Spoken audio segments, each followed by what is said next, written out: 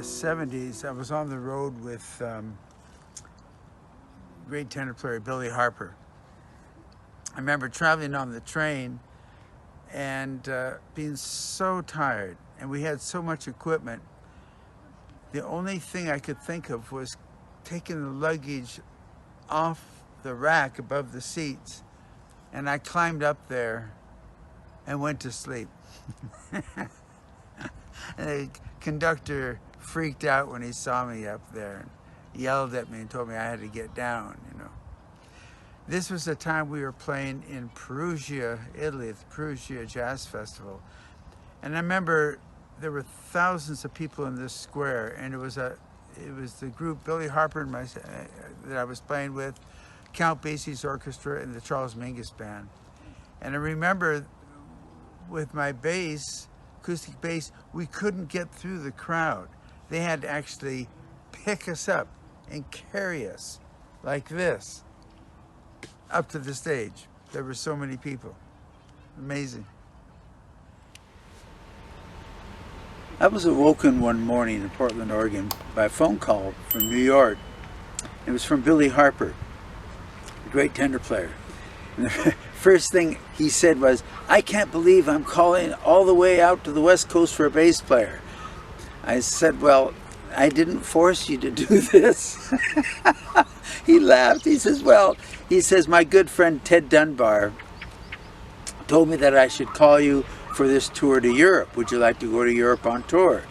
And I said, yeah, of course. That would be great. Can you give me the details? And so he did. It was a tour with himself, Joe Bonner on piano, Virgil Jones on trumpet, Malcolm Pinson on drums, and myself, and Billy Harper as the leader. Going to play all of Billy's tunes. So what had happened, about I think a year earlier, I had done a concert with Ted Dunbar, his good friend, and David Baker as part of the Jamie Eversole Jazz Clinic that was being held in Indiana, in Bloomington. And so I got the recommendation, which is really important in jazz, to get those recommendations. And I went back to New York, rehearsed, we went and did the tour. It was great. It turned out fantastic. And one of the great moments was when we played in Perugia at the Italian Jazz Festival. I think this was the first festival that they did. And it was amazing. It was in a square.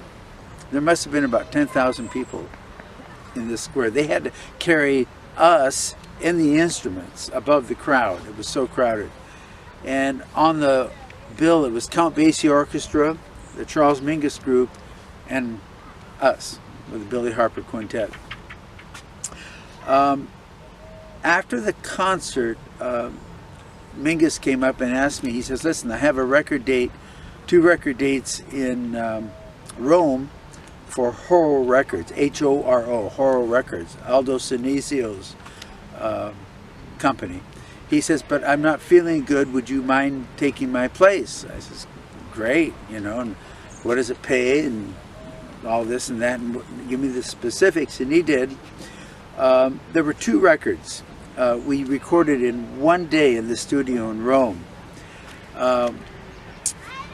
Danny Richmond's, it was Danny Richmond's date for Jazz A Confronto 25, Jack Walworth on trumpet, Danny Richmond on drums, leader, Don Pullen on piano, George Adams on tenor sax, and myself on bass.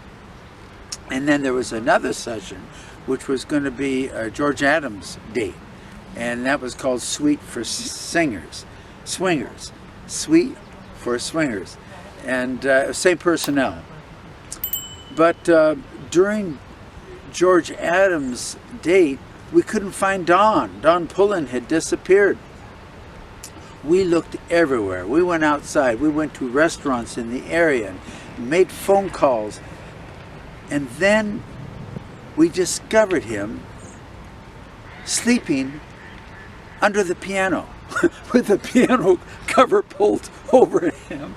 So we woke him up at dawn. We got a date to do. He says, I'm tired. I said, yeah, but we still have a date to do.